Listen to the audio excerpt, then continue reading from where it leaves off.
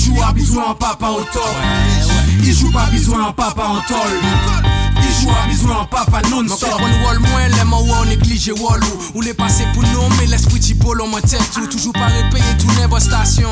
Pendant il joue qu'à attendre nous pour partager émotion.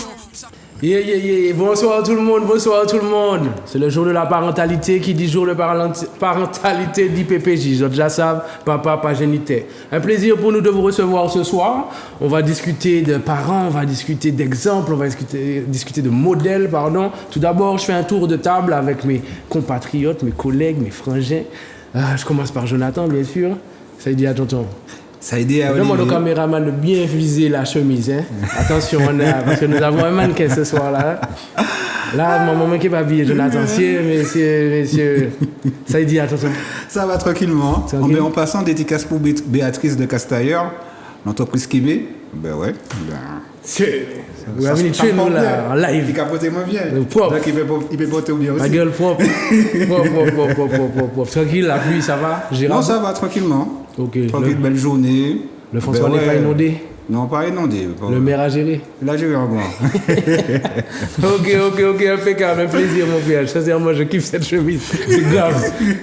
Ulrich, ça y est, tonton. Ça va, on est là. Tranquille. Oui. La journée aussi? Ouais, bonne journée. T'as vu qu'on est obligé de monter le standing maintenant? Ouais, là, on est obligé de faire un effort. Hein? On est obligé de faire un effort là. Je sais pas bien. On va lui donner du gaz pendant toute l'émission. Hugo. Non, moi ça va. T'as mis la chemise, ça a été à l'aise. Moi je me suis dit, je vais mettre la chemise, je serai le plus beau. Mais Jonathan a tué le truc. Hein. C'est Jonathan, en live, les amis. J'ai dit merde alors. Vous avez des Martiniquais, 3 Martiniquais. Allez, je me mets dedans 4 beaux jeunes hommes. Hein. On a le droit de se la raconter un petit peu. En tout cas, c'est un plaisir pour nous de vous recevoir, les gars. Merci. Aujourd'hui, on va parler des parents. Alors, la thématique, c'est. Parents, sommes-nous de bons exemples? Ouais, il y a beaucoup de choses à dire. On a discuté en amont, tu avais discuté avec Hugo. Je pense que Ulrich a des choses à dire aussi. T'es motivé ou t'es motivé? Oui, motivé. Toujours. On peut le rappeler encore, hein. Papa Génité, c'est 2 animateurs, 2 présentateurs. Mais il y a des gens autour de nous. Il y a des gens qui nous donnent la force. Il y a une team. Il y a une forêt. La forêt. Yeah. La forêt comment? La forêt négative, hein. Je la connais. Grand.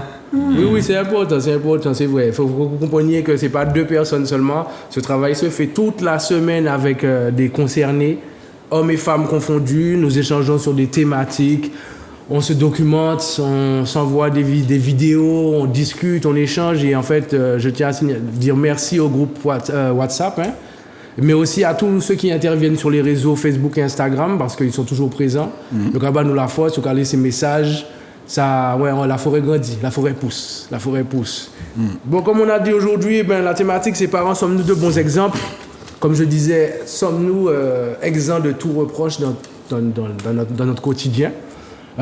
Messieurs, si je dois commencer, tu veux commencer ou je commence? Non, commence. Comme à l'accoutumée quand même. Trop malin. Donc, non, qu'est-ce que je peux vous dire? Je commence par une question.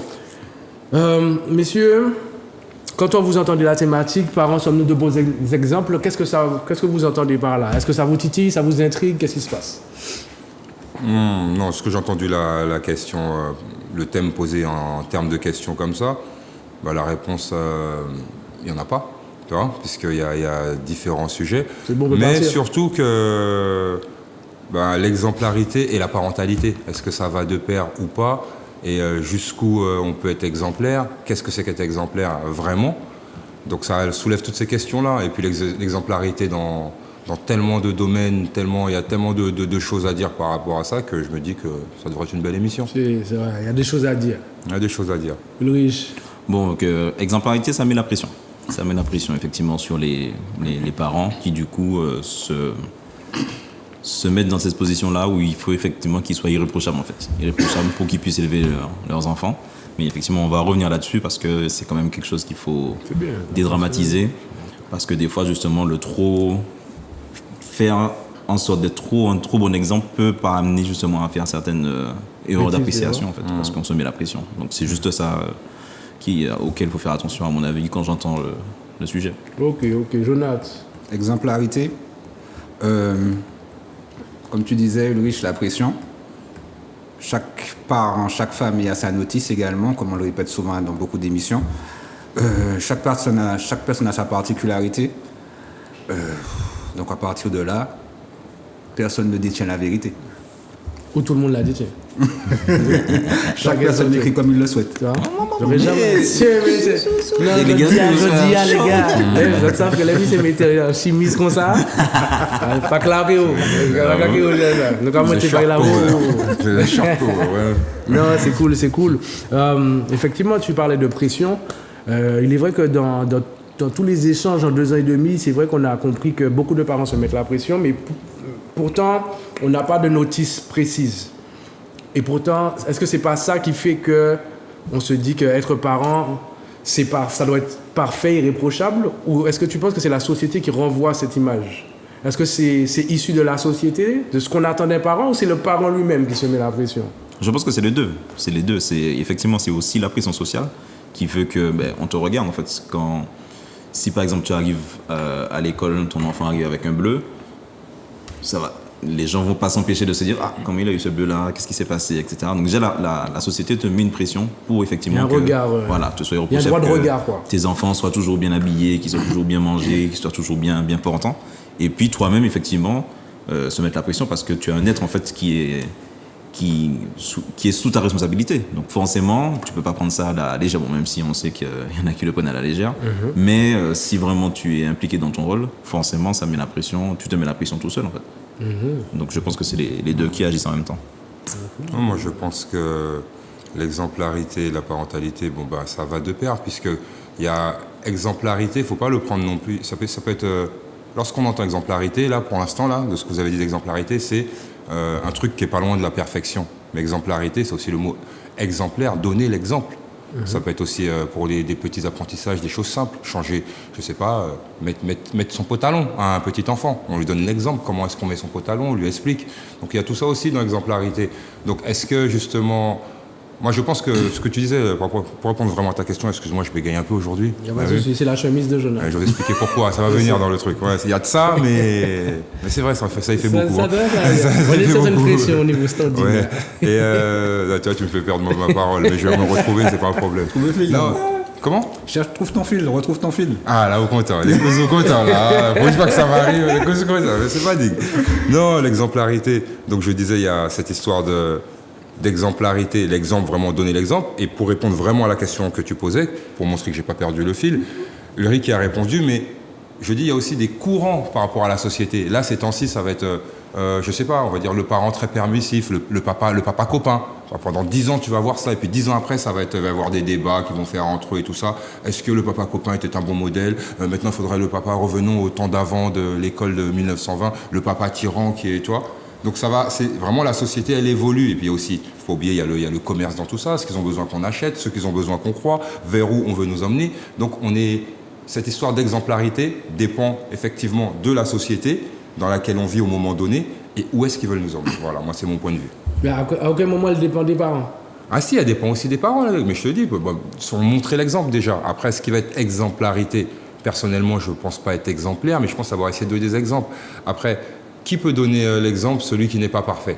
Tu vois, on va dire, t'es pas parfait, tu peux pas donner d'exemple. Non, tu peux aussi quand même dire à quelqu'un, peut-être que moi je sais pas bien faire, mais je sais que pour bien faire, c'est peut-être de cette façon-là qu'il faut faire, pas comme moi j'ai fait. Ça aussi, c'est aussi être l'exemplarité, et puis aussi être en accord avec ses défauts, ses faiblesses et tout ça, et savoir l'admettre, et savoir s'excuser, et savoir demander pardon aussi. Tout ça, ça fait partie de l'exemplarité, parce qu'on peut attraper un enfant pour une bêtise lambda X, Y, Z, et puis on a réagi sur le coup par rapport à des choses qui sont déjà en nous, de notre enfance, de notre éducation, et puis avec le temps, on se rend compte qu'on a mal fait, bien souvent en tant que parent. Donc on va faire l'exemplarité, celle qu'on a reçue, on va le faire, on va analyser, on va voir que l'exemple n'est plus bon, donc on a eu tort, mais maintenant, est-ce qu'on va savoir aller dire à l'enfant, non, t'as vu, on va changer le truc, je t'avais dit marche sur le trottoir à gauche, maintenant marche à droite, mais pourquoi, tu vois, donner l'explication de tout ça et savoir s'en excuser en tant que parent. Il faut dire aussi que nous sommes dans une société qui promeut l'excellence aussi. Hein. Il y a beaucoup... On parle d'excellence de partout. Quand tu parlais du commerce, on est dans un monde de capitalisme, donc à partir de là, c'est la recherche de l'excellence, tout le temps on le répète. Donc il faut ramener toute l'excellence de la société pour le renvoyer sur nos enfants. Mais cette histoire d'excellence-là, moi je ne sais pas si tout le monde se sent concerné réellement par cette excellence-là. déjà, il faut la définir. C'est quoi excellence? Ça veut dire quoi? C'est un peu ce que Hugo expliquait, c'est exemplarité, ça veut dire quoi? Tu vois, je veux dire, ce que chacun va voir, je pense, va définir son excellence. Mais la société nous parle d'excellence, mais c'est quoi? Il y a aussi... On parle pas de la pression, comme tu disais. Excellence, ça ramène déjà à compétition aussi, tu vois. Quand on parle d'excellence, c'est excellence par rapport à... On s'est déjà déterminé par rapport à quelque chose. Excellence par rapport à quoi? Tu vois? Par exemple, dans notre société... Un pêcheur, excuse-moi Jonathan. Un pêcheur, voilà, il a son fils, il lui apprend à pêcher, il devient un excellent pêcheur. Depuis vous, il lance de l'eau, c'est 17 poissons qu'a sorti. Il est excellent. Mais aux yeux de la société, en 2022 là, qu'est-ce que beaucoup de gens ont à faire de cette excellence dans la pêche, tu vois? On dit ouais ou pas, nous c'est chiffre, c'est bling bling, c'est un autre bail, tu vois? Donc c'est fonction de où tu places ton curseur et vers où tu regardes l'excellence. J'allais dire aussi, déjà dans cette société où il y a un manque d'identité déjà chez nous, on se connaît même pas, on connaît pas forcément notre histoire. Et donc on parle d'excellence souvent sous le plan capitalisme, souvent par rapport à l'Europe, par rapport à la France, par rapport au reste du monde. Et sans vraiment se connaître déjà soi-même. Donc déjà je sais aussi... pas, moi je suis pas d'accord. Est-ce que tu penses que genre déjà, chez nous on se connaît déjà parfaitement pour savoir... Ça veut dire quoi se connaître parfaitement? C'est un chemin tout ça, t'espères mourir en on te revient sur le connaissant. sujet, il ne faut pas qu'on se perde non plus. Hein. Ouais. Mais sur l'exemplarité, moi vraiment pour parler d'exemplarité, ce pourquoi au départ, lorsque je t'ai appelé, je t'ai dit tiens une émission, je te donnais un thème, c'était pas exemplarité le mot que j'employais, mais c'était vraiment je constatais que ça doit être dur de motiver un enfant, par exemple, à aller au lycée quand toi, tu travailles pas. Tu vois, quand tu es à la maison, que ce soit pour une raison médicale, parce que tu n'as pas de job, ou quelle que soit la raison. Mais motivé, là, on est en période de rentrée, on était encore en période de rentrée il y a quelques temps, tu vois. Il y a encore 3 semaines, au moment, 3 semaines, c'était encore la rentrée. Eh ben, tu es à la maison, mais tu es derrière l'enfant, va à l'école. Mais l'exemple que tu donnes, c'est toi, tu es là, déjà, si tu es sorti de ton lit, c'est déjà pas mal, parce que parfois ils partent très tôt à l'école, tu vois. Tu vois, mais souvent, peut-être encore, tu es encore dans ton lit, ou des chamailles là, il faut aller à l'école parce que ci, parce que ça, ou tu donnes ou quantité d'exemples, tu vois. Je ne vais pas jeter la pierre à qui que ce soit, parce qu'il y a certaines situations font qu'on ne peut pas donner l'exemple. Parce que l'exemple qui serait bien, c'est on se lève tous le matin, on fait tous quelque chose, on part. Voilà, là, tu donnes l'exemple. Quand tu dis on peut pas, pourquoi on peut pas? Non, certaines personnes, non, tu ne peux pas te jeter la pierre aux gens. Tu sais pas les raisons pour lesquelles un tel est chez elle, un tel est couché. Il y a des gens qui sont là aussi par choix. Par choix aussi, oui, voilà. Par choix, à savoir, soit mère ou père au foyer, ils ont décidé de s'occuper. Par choix restreint, je veux dire. Pourquoi restreint? Quand je dis par choix et que je suis d'accord avec toi, l'écoute, c'est que Jonathan, excuse-moi, il faut qu'on va arrêter les familiarités. C'est que. Papa, je disais, c'est aussi la famille.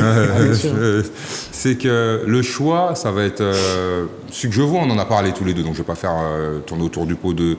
Je vais dire quelqu'un, un homme ou une femme qui a passé la cinquantaine, qui n'a pas forcément de diplôme et qui se retrouve au chômage. C'est dur de retrouver du boulot.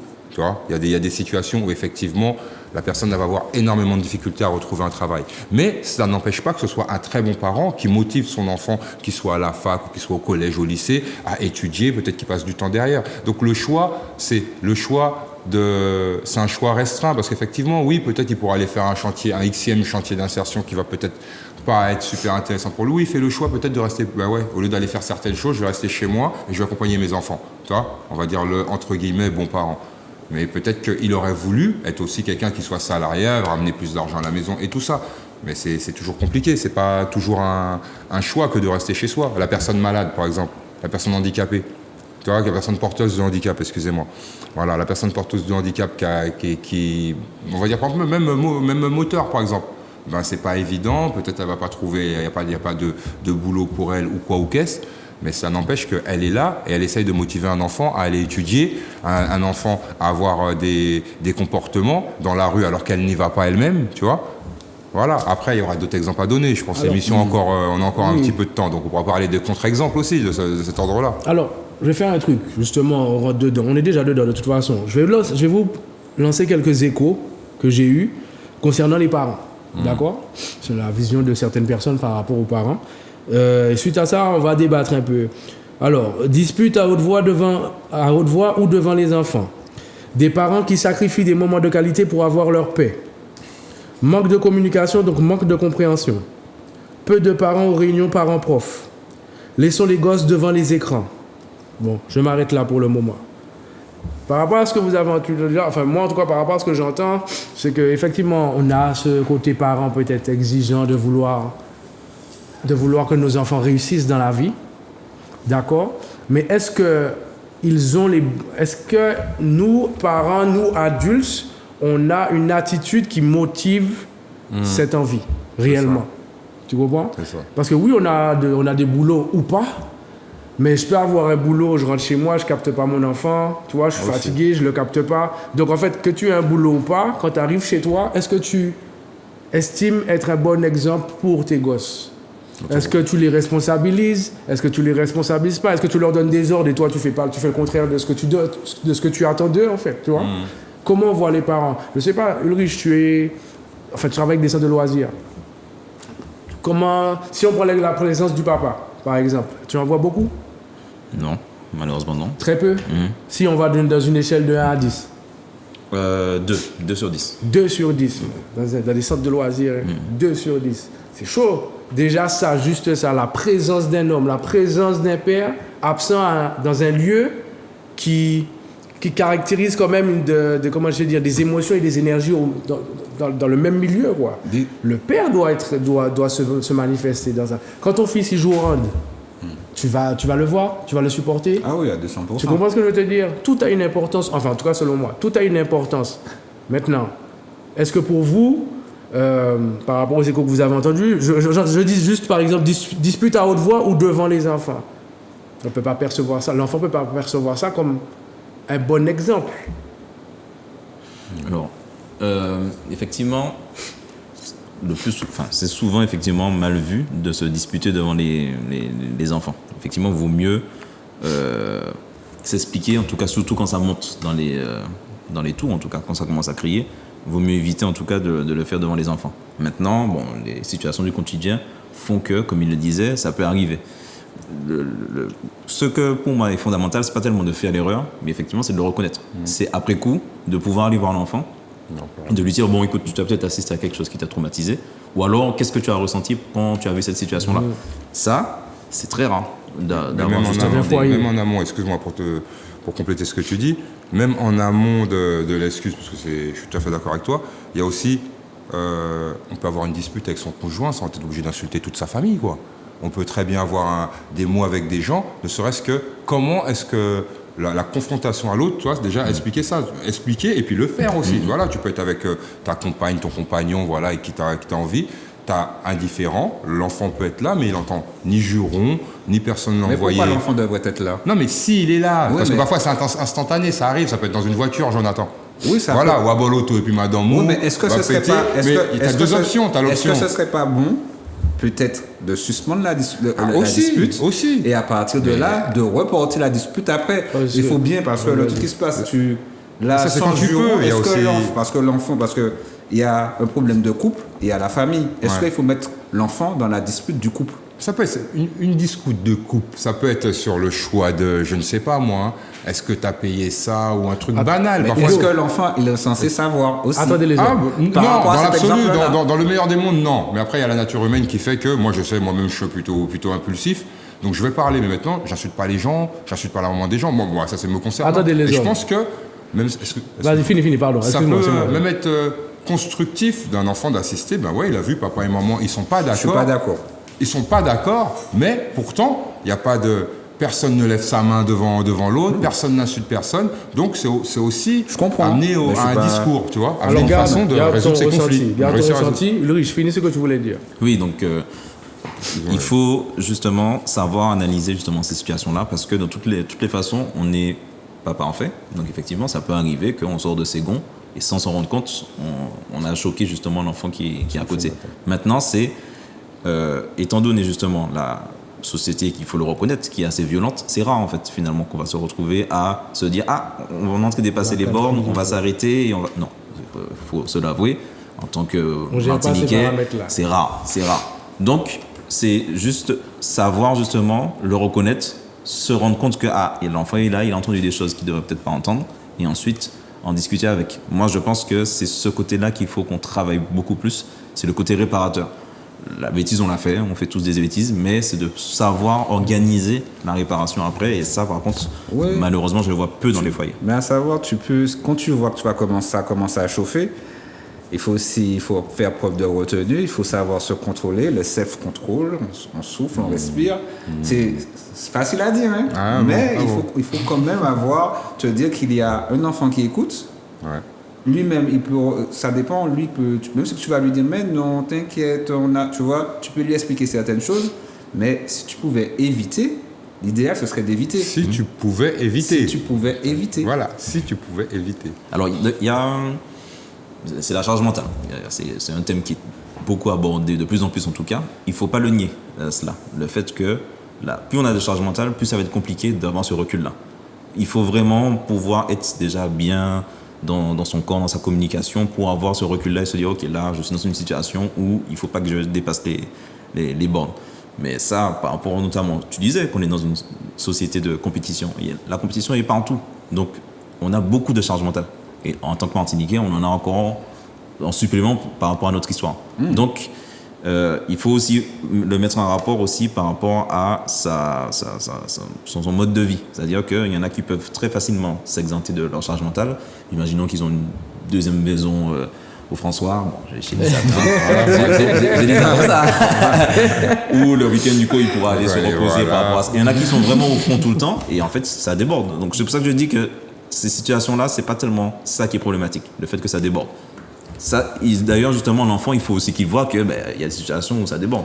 Il faut pas non plus qu'il vive dans l'occultisme. C'est pas non plus un monde aseptisé. Voilà, dans un monde, le monde est comme ça. Donc ses parents aussi sont comme ça. Mais comme je dis, c'est le côté réparateur qui est très important. Ok. Un parent à la maison, ça peut être un bon exemple de motivation ou pas, selon vous? Ben, Ou ça un fait... frein? Tu as dit quoi? Est-ce que Un c'est... parent à la maison, est-ce que ça peut être un bon exemple ou un mauvais exemple, selon vous, de motivation pour l'enfant? Mais Le fait de trop, comme vous disiez tout à l'heure, le Ça fait de va trop dépendre. voir le parent à la maison, est-ce que ça n'induit pas... Est-ce que ça peut induire en erreur ou... Mais motivation par rapport à quoi? Ben, je sais pas, moi, comme je te disais tout à l'heure, les parents sont très exigeants en général. On veut la réussite de nos gosses, ils vont nous dire, ouais, fais ci, va chercher un diplôme, va faire ci, va faire ça. Mais quand tu vois le parent toujours à la maison, tu te dis, mais c'est bizarre quand même. Et là, le parent, quand même, je vis dans un appartement avec mes parents, etc. Mon parent est toujours là. Et pourtant, il exige que j'aille tous les jours chercher un truc, etc. Tu vois, la pression dont tu parlais tout à l'heure, elle est aussi sur l'enfant. Parce que l'enfant, il disait à un moment, il se dit, mais ça n'a pas l'air si compliqué de bien vivre, finalement. Parce qu'il va définir le bien vivre selon ce qu'il voit, en fait. Selon son foyer, selon sa proximité. Tout à fait. Comment vous percevez ça? Alors, déjà, il y a deux types de situations où on reste à la maison. Il y a celles qui sont subies et celles qui sont choisies. Quand c'est choisi, pour moi, c'est pas problématique parce que c'est choisi. Donc, c'est un choix de vie d'être dans cette situation-là. Quand c'est subi, c'est différent. Donc, effectivement, là va intervenir la fameuse contradiction ou la dissonance cognitive. C'est-à-dire que on s'en rend pas compte, mais on est très contradictoire dans nos comportements. Donc, surtout quand on se veut être exemplaire, il faut être exemplaire. Donc, il faut avoir très peu de marge d'erreur. Or, quand on se met justement dans cette situation-là, on est des êtres humains, on est contradictoire. Et par contre, il y a les enfants l'observent très rapidement. Et d'ailleurs, souvent, je le vois dans les milieux scolaires ou avec les enfants, là où les adultes ont le plus tendance à s'énerver, à crier, à se mettre en colère, c'est quand ils voient que les enfants leur mettent en fait devant leur contradiction. Mais Tati, tu m'as dit de ne pas utiliser mon portable, mais je suis là devant moi. Et ça, si on a de la répartie, on arrive à répondre sans s'énerver. Le plus souvent, on se dit, mais oui, en fait, mince, qu'est-ce que je fais là? Parce qu'on va dire que l'enfant est insolent. Mais il n'est pas insolent, en fait. Il t'a juste fait voir que ce que tu lui dis, ce que tu lui as dit là, c'est contraire aux valeurs justement que tu essaies de prôner. Et c'est là où, par contre, ça va être compliqué et que justement, on a ces modèles-là dans des sujets très, très sensibles en Martinique. Donc, par exemple, ce qui revient souvent, c'est le portable, les chansons. Donc, c'est-à-dire qu'on voit que la société met à l'index ou culpabilise beaucoup les parents qui mettent leurs enfants devant les écrans. Simplement, il faut se rendre compte qu'on est tous accrochés à nos portables. Exact. De 70 à 7 ans, on y est tous. Donc, comment on peut exiger de la génération qui vient qu'il soit beaucoup moins dans les écrans alors que nous-mêmes, on y est accrochés? C'est pas possible, en fait. Et lui-même, il va avoir la contradiction. Donc, soit il a beaucoup de de caractère, il va te le faire remarquer, soit même il va le garder en se disant mais attends, mes parents me couillonnent en fait. Alors moi j'ai apporté une nuance sur ce que tu viens de dire pour finir là, et aussi au départ tu disais il y a deux cas de figure, que ce soit subi ou choisi. Effectivement il y a deux cas de figure, que ce soit subi soit choisi, mais moi je pense que c'est plus le discours qui est tenu dans ce qu'on donne à nos enfants, le discours qu'on donne à nos enfants, que ce soit subi ou choisi, parce que ça peut être subi, comme on disait tout à l'heure, un taux de chômage de ouf en Martinique, c'est subi. Maintenant, il y a le parent qui va subir et puis qui va rester là et qui ne va pas se bouger plus que ça et qui va être déjà tellement pris dans sa tête, dans ses problèmes, qu'il ne va pas savoir donner la force à son enfant. Comme peut y avoir aussi celui qui a choisi, mais c'est parce qu'il est rentier, papa et maman et arrière-grands-parents, ni combien appartements, différents trucs, il a choisi de rester là, à ne rien foutre. Tu vois ? Donc lui aussi c'est choisi. Mais lui, quel discours il va tenir à son enfant ? Peut-être que le premier, il va dire à son enfant, eh ben oui, t'as vu, pour moi c'est dur, je suis arrivé à tel âge, j'ai pas de diplôme, donc va à l'école s'il te plaît. Et ils vont échanger autour de ça, même si c'est subi. Même si le fait qu'il soit à la maison sera subi, il pourra en faire quelque chose de bénéfique pour son enfant. Alors que celui qui aura choisi de vivre comme ça, parce que c'est rentier, c'est zouk, c'est s'amuser, c'est la fête et tout ça, c'est ça qu'il voit. Il a les enfants, c'est limite, c'est mamie qui s'occupe des enfants. Bon voilà, tu vois ce que je veux dire ? Eh ben, lui, qu'est-ce qu'il pourra tenir comme discours à son enfant s'il n'y a pas de... Non, même pas qu'est-ce qu'il pourra tenir comme... Est-ce qu'il aura même envie de tenir un discours à son enfant ? Tu vois, il peut dire aussi, mais de toute façon, pas quand t'es tout et puis il a fait l'école là, de toute façon, il y a derrière. Ou alors l'enfant, il voit seulement papa qui rentre à 4 du mat, toujours enfumé, embrumé et tout ça. Maman aussi, tu vois, les parents qui sont encore de grands ados, qui vivent encore la fête et leurs enfants vont au collège le lendemain matin et tu peux sortir en semaine, on est en Martinique, bon, où que ce soit. Tu vois, donc c'est pas l'histoire tant de subi, c'est plutôt le discours qui accompagne le fait qu'on soit à la maison que je pense qui est important.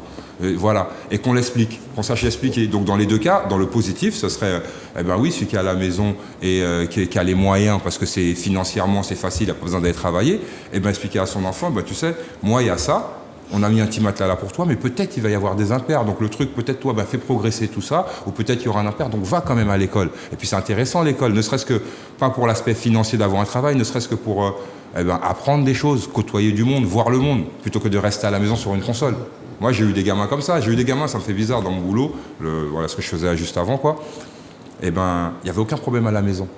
Quand tu t'analyses la situation, c'est vraiment ça. Les parents, c'est s'amuser. L'enfant, il n'a pas d'exemple de se lever. Mais j'ai aussi eu l'autre exemple, les parents qui n'ont vraiment rien, limite déficients mentaux et que c'est très dur pour eux, et que l'enfant, il n'a jamais vu quelqu'un aller se lever par l'eau au travail. Donc dans les deux cas, c'est difficile. Les deux cas pour deux enfants qui n'ont pas du tout les mêmes moyens, mais c'est la même problématique. Ils rencontrent le même problème, tu vois ce que je veux dire ? Et comment motiver ces enfants-là ?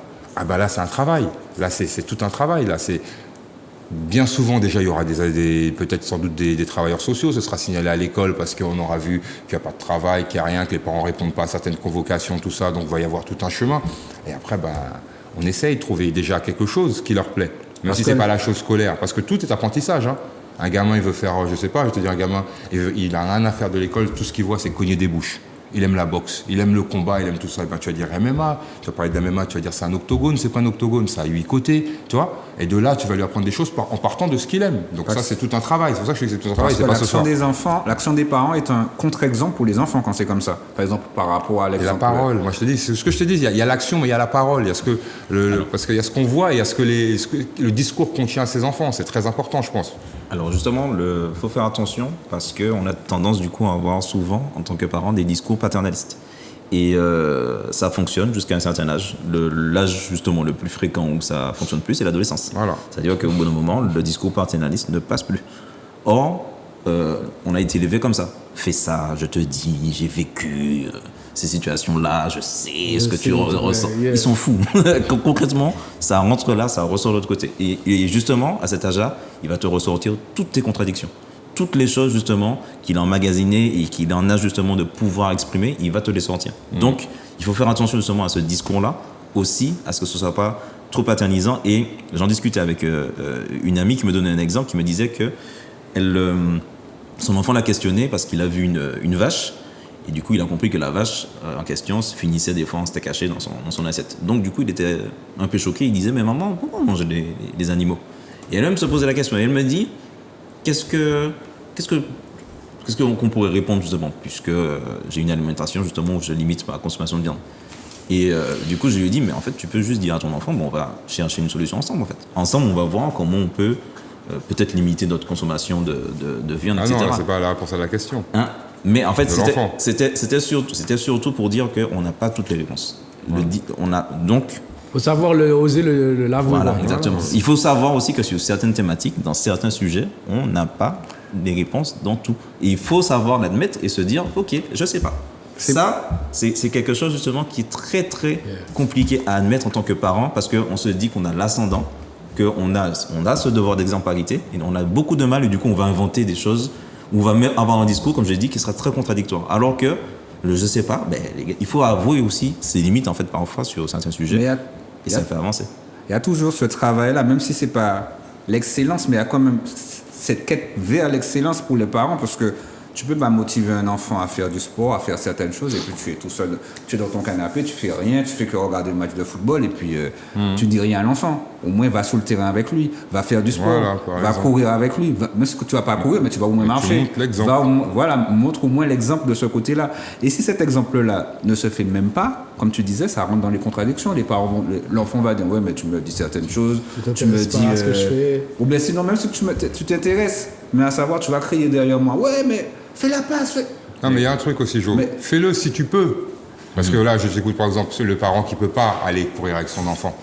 Il peut pas courir. Tu vois, que c'est derrière le bus, que c'est derrière. Il peut pas. Donc expliquer aussi pourquoi il peut pas et la chance que l'enfant a de pouvoir lui justement. Il y a tout ça, c'est vraiment. Si tu as la condition physique aussi. Si tu as la condition, bah oui. Voilà, il ne faut pas faire les fainéants non plus. Oui, mais non, on va faire les fainéants. Regardez-moi, Justement, pour faire aussi un peu un retour par rapport à ce qu'on disait, l'excellence, il y a aussi le fait que souvent, c'est un schéma qui revient souvent, que les parents retranscrivent sur leurs enfants des rêves qu'eux-mêmes n'ont pas pu assouvir. Donc ce qui fait que tu vas entraîner ton enfant, il a parlé justement ça revient souvent dans le discours par exemple d'Hugo, à passer ton diplôme, travailler. En 2022, c'est plus tellement ça, hein. Attention. Pousser quelqu'un à aller travailler, les générations qui montent, ça va pas non plus être forcément pertinent. Ou pousser quelqu'un à être fonctionnaire, comme nos parents justement le faisaient, c'est plus pertinent aujourd'hui de pousser quelqu'un à ça. Pousser à l'épanouissement, c'est différent. Et c'est là justement qu'il faut aussi faire la nuance entre pousser à une réussite, mais la réussite de quoi? Parce que la réussite du parent n'est pas celle de l'enfant. Et après coup, il peut te reprocher le fait que tu l'as poussé, mais vers une voie qu'il n'a pas envie. Quand j'étais plus jeune, ma maman était contente parce que je lui disais que je voulais être chirurgien. Mais sauf que profs compris, ils avaient tous compris que je n'aurais pas pu être chirurgien, puisque j'aimais faire la fête, m'amuser, etc. Mais moi-même, je savais que je voyais ça dans les séries, c'était beau, mais j'avais bien compris très vite que je n'aurais pas pu être chirurgien. Mais je le disais parce que c'était l'aspiration de ma mère en particulier, que je le sois. Quand je lui ai annoncé que je veux faire un STAPS, donc des études dans le sport, c'était une catastrophe. Mais qu'est-ce qu'il va faire dans ça? Ça ne paye pas du sport, enfin pousser une balle, quoi. Non. Alors que ça me correspondait. Ça correspond. Et effectivement, j'ai excellé dans ce domaine-là parce que c'est ça qui me correspondait. Et je me suis amusé, kiffé. J'ai pas redoublé une seule fois justement dans mes études par rapport à ça parce que j'ai apprécié ce que je faisais. Alors que ça te ton épanouissement personnel. Voilà. Donc, faut faire aussi attention à cette histoire de réussite et d'excellence parce que souvent, ce sont nos modèles à nous qu'on essaie de calquer à nos enfants, mais sauf qu'avec la génération qui vient, c'est différent. Les métiers sont différents, les parcours sont différents. Mais Louis, par rapport à ce que tu dis, le truc aussi qu'il faut montrer, c'est que quand nos parents nous disaient par exemple, il faut que tu travailles à la NASA. Mais ils ne travaillent pas à la NASA. Tu comprends ce que je veux dire? Ils disent oui, il faut que tu sois chef d'entreprise. Mais ton parent, il n'est pas chef d'entreprise. Tu te dis, mais attends, je ne comprends pas. Je comprends pas. Aujourd'hui, tu te retrouves aussi face à des jeunes qui te parlent de salaire. Ils ne sont même pas sur le métier. Pas sur le métier.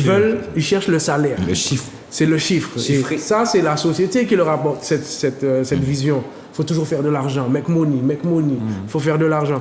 Donc, nous, en tant qu'adultes, bon, je me prends moi en tant qu'adulte, aujourd'hui, en tant que parent, je vais me dire qu'il y a une expérience professionnelle. Je vais me dire, bon, écoute, tu cherches le salaire, je comprends, c'est normal, tu as envie d'avoir un certain confort, mais tu peux très bien travailler dans un truc qui ne te plaît pas, tu auras le salaire et tu seras pourtant pas épanoui. Pas content d'aller faire un travail que tu n'aimes pas. Mais là, c'est moi qui lui apporte mon expérience professionnelle. Maintenant, il y a comment je peux dire ça, il peut y avoir des adultes, des parents qui sont pas épanouis professionnellement parlant et qui vont pas motiver l'enfant à aller dans leur branche. Peut-être qu'il y a un beau salaire là, hein, mais comme eux ils aiment pas, alors ils motivent pas l'enfant à aller là. Non, mais là, ça reste un aspect financier uniquement. Non, Non, un c'est enfant, pas que tu l'amènes. c'est pas que financier, Parce que c'est du ressenti. Comme Ulrich, excuse-moi, m'a dit que je pousse mon fils et tout ça. Bref. Non, fais quelque chose. Le tout, c'est de faire. Trouve un truc que t'aimes et fais-le. Mais par contre, fais-le bien. Oui, voilà, mais c'est ça qui est important. Pour moi, c'est pas forcément bon Tu as dit conseil. quelque chose d'important. Fais quelque chose que tu aimes. Que tu aimes, mais fais-le. Parce que le truc que tu aimes, parce que le truc qui se passe aussi, quand on parlait de make money, faire de l'argent et tout, souvent, peut-être que, ok, ils vont chercher cet argent-là, mais d'ici 10 ans, 5 ans, ils vont le constater qu'ils ont fait l'erreur. Ils ont fait l'erreur d'avoir cherché l'argent, d'avoir cherché make money, fait l'argent, mais après ça, ils vont constater, ah, mais j'aime pas le travail. Donc ça va revenir que le même sujet que nous sommes en train de parler, qu'on a pu parler, l'estime de soi, la recherche de faire ce qu'on aime, eh ben, peut-être qu'ils vont parler dans 10 ans, ils vont dire, oh là, papa m'avait dit ça. Mais tu vas aussi tomber sur des ça. parents qui disent le contraire. Hein. Tu vas tomber sur des parents qui disent, c'est quoi ton salaire? C'est combien? 4 000? Ah, c'est bon, vas-y, prends. Tu vas m'acheter ça. Dans l'exemplarité, on s'est un peu perdu. Non, mais bon.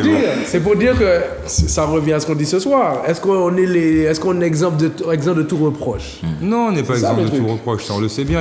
Je parlais. Je sais pas si on le sait discutait bien, tout à l'heure de finalement, tu l'exemple vois. de la voiture. Tu vois, les gens en voiture, on est tous en voiture tout le temps, beaucoup en Martinique. Quel comportement on a dans nos voitures? Quand j'en vois des gens s'envoyer monter parce que la voiture d'à côté l'a dépassé, rien que les gestes seulement. Tu vois, je me dis de l'enfant, il voit les gestes, il est assis dans son siège bébé, il voit les gestes, il grandit, il commence à comprendre le discours, les mots moments qui partent très vite. Il y a des pots de miel aussi. Comment? Il y a des pots de miel. C'est quoi? C'est-à-dire, raconte-moi. Non, Là, j'ai pas C'est un j'ai pas la ref. c'est pas grave. Non, mais il faut nous dire. Sinon, on fait 2 émissions, on met une table là et on fait une émission tous les deux. On va en parler après. Restons sur Donc tu as coupé mon discours pour parler de pot de miel et tu peux m'expliquer c'est quoi. Des Très pots de bien, miel. monsieur le président. Ça m'intéresse. Alors, par exemple, L'exemplarité dans le comportement. Excuse-moi, Oui, je termine. vas-y. Le comportement civique. Est-ce que tu jettes le papier dans la poubelle ou est-ce que tu dis, ça n'y personne là, bon, je voyais ça à terre. Et l'enfant il est à côté de toi, tu donnes la main. Il y a là, l'exemplarité, elle sert aussi la société puisqu'on a quand même aussi besoin de pouvoir vivre bien. Alors en plus, on arrive sur des temps écologiques très compliqués du point de vue de l'environnement, du climat et tout ça. Il y a des exemples et il faut pouvoir continuer à les donner aux enfants. Qu'est-ce que tu en penses, Jonathan? Non, tu sais, tu parlais d'environnement tout à l'heure là, les lavages de voitures près des rivières. Cet exemple-là aussi. Combien de personnes qu'on a vues laver des voitures près des rivières avec leur savon? Et combien de générations derrière qui ont pu faire ça? Donc, cet exemple, on parle souvent, les gens, ils regardent souvent le mauvais côté. Hein. Les beaux côtés ne sont pas forcément perpétués, mais les mauvais côtés, ils sont... Et toujours, une dernière phrase pour terminer, il y a l'exemplarité de l'action, et je reviens justement, parce que ça suffirait pas que je mette le papier dans la poubelle.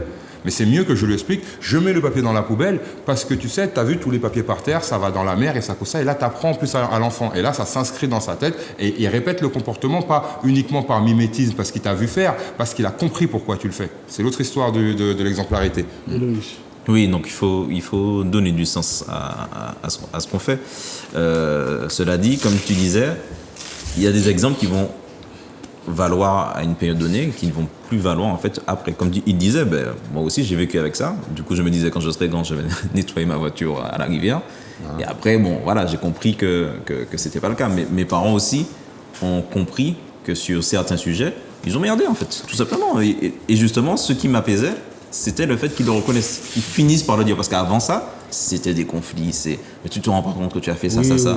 Alors que finalement, quand tu avoues, tu dis, en fait, non. En fait, sur le coup, j'ai pas eu assez de discernement. Et effectivement, j'ai mal fait. Et ça, en fait, comme je dis, c'est toujours ça, c'est la réparation. Il y a des gestes qu'on fait, on se rend pas compte, en fait, effectivement, des fois, on se rend pas compte aussi qu'on est des exemples et que on induit ce comportement-là chez les plus petits. Je vais prendre un exemple tout simple. Boire. Combien se pose la question de boire devant des enfants? Boire, fumer. Et voilà, boire, fumer. Si à un moment donné j'ai eu envie de boire et de fumer, c'est parce que je voyais des tontons, mais flingueurs, pompiers comme jamais, fumer et boire. Donc forcément, et en plus, qui avait de la cote. Donc qui draguait des filles, machin, la petite cigarette. Plus, alors il faut jamais sous-estimer aussi l'influence des médias dans l'exemplarité, parce que quand on regarde bien les films, sont 90% des films sont dans du pathos et dans de l'exemplarité. À la fin, c'est toujours le super bon comportement, c'est le gentil qui l'emporte sur le méchant. Et du coup, il y avait aussi ça, le fait que jusqu'à aujourd'hui, boire un scotch dans une série TV, ça a la classe, quoi. C'est waouh, quand tu vois le gars prendre son verre, le remuer, le boire d'une certaine façon, ça reste de l'alcool. Ouais, je me vois, Comme le cigare. Vous pouvez remuer ça en manière, à la télé, ça. Voilà. Et quand tu revois ça dans ta famille proche, après, et ça, j'ai eu cette discussion-là très sérieuse là avec mes parents, en leur disant, mais comment vous pensez vraiment que en buvant autant devant moi dans des moments spécifiques, etc., que moi-même, j'ai pas envie, ne serait-ce que de goûter de reproduire la même chose. Et non, les gars. Et c'est vrai, en plus, les parents te disent, non, bois pas ça, pas boire. Moi, je me rappelle, mon pater m'a parlé, ouais, bois rhum, c'est là. Je te vois tous les jours boire. Limite, tu te dis, moi ça, il y a un feu. Je suis bouteille là-bas, moi, mais pas boire. Après, tu comprends bien que c'est par rapport à ton âge qu'il te le dit. Mais effectivement, dans ta mémoire, tu te dis que quand je serai grand, ouais, mais voilà, ça reste un objectif. Donc, c'est vrai. Quoi, donc effectivement, ce côté exemplaire, c'est-à-dire que, est-ce que selon vous, on minimise nos attitudes? Est-ce qu'on se prend trop à la légère? C'est-à-dire qu'on ne se dit pas que l'enfant va forcément imiter, ou on fait semblant de ne pas savoir? Alors, je pense que là, c'est par rapport au côté professionnel. Oui, on minimise. Et on ne se rend pas compte à quel point les enfants sont des éponges. Et que vraiment, ils observent absolument tous nos faits et gestes. Et justement, ça, je le vois dans le centre de loisirs, parce que les enfants, du coup, disent certains proverbes. Je le dis aux parents. Mais comment vous savez ça? Votre enfant. Ah oui, c'est vrai que je dis ça souvent. Et souvent, c'est ça la réaction. Ah oui, c'est vrai que... Non, effectivement, on minimise beaucoup nos gestes. Mais pour pouvoir comme on disait par rapport à Jonathan tout à l'heure, pour pouvoir les observer, il faut déjà en être conscient. Et la prise de conscience, c'est déjà un travail. Et accepter. Donc, il faut avoir la prise de conscience et il faut prendre aussi le recul, savoir, comme on dit souvent, justement, sortir de son corps. Mais ça, c'est très, très compliqué. C'est des niveaux de yoga, de pratiques spirituelles ou autres qui font justement qu'on arrive à faire ça. Et surtout, c'est coûteux en énergie spirituelle, justement. Quand on est tout le temps dans l'analyse de ses faits et gestes, à la fin d'une journée, on peut être fatigué. Comme si on a travaillé sur un chantier toute une journée. Mais c'est parce qu'on a pris vraiment le temps d'analyser tout ce qu'on fait. Et effectivement, on minimise beaucoup, beaucoup nos gestes. Et il y a un autre aspect, pour compléter ce que vient de dire Ulrich, il y a aussi qu'on est très comparaison, donc on ne va pas accepter d'être pris par un autre adulte sur un comportement qu'on a pu avoir devant son enfant. Tu vois, on va préférer, bien souvent, c'est pas échou, ça passe à faire. Tu vois, alors que la personne te donne le bon conseil, te dit. Tu sais, il t'a donné un exemple d'une émission que j'ai regardée cette semaine, où tu parles. Non, c'est l'émission de la semaine dernière, le prof de sport. Non, pas le prof de sport, la rentrée scolaire. Et tu racontais que les parents, c'est limite les enfants qui calmaient. Ah, l'enfant a perdu son livre, et alors, et limite c'est l'enfant qui calmait le parent. Parce que voilà, on est aussi comme ça, on est sanguin, on est aussi dans un pays où le rapport à l'autre, on est pour beaucoup d'entre nous, c'est pas encore bien clair dans nos têtes. Ça fait que, la critique est tout de suite vue comme une réprimande, alors que la critique ou la parole, ça peut être aussi pour t'élever. Mais au point, et ça arrive à des points que tu vas dire je sais pas, une jeune fille qui est avec son enfant ou un jeune homme qui est avec son enfant et puis morvonné, son nez coule, tu peux te manger presque un mot de ta maman si tu dis écoute, t'as vu le nez de ton enfant coule, tu devrais le moucher. Qui m'a dit mon bail. Tu vois, il va moucher tout ça. Tu vois, on a des comportements comme ça, donc ça fait qu'on n'ose même pas. Et donc là, dans l'exemplarité, l'enfant aussi c'est ça. Pour l'exemplarité, c'est des pions moun di wambaï. Voyez chier si tu le connais pas, parle avec les gens que tu connais, les autres que tu connais pas, ne leur parle pas ou envoie les chier, n'importe comment. Tu vois, il y a aussi tout ça, quoi.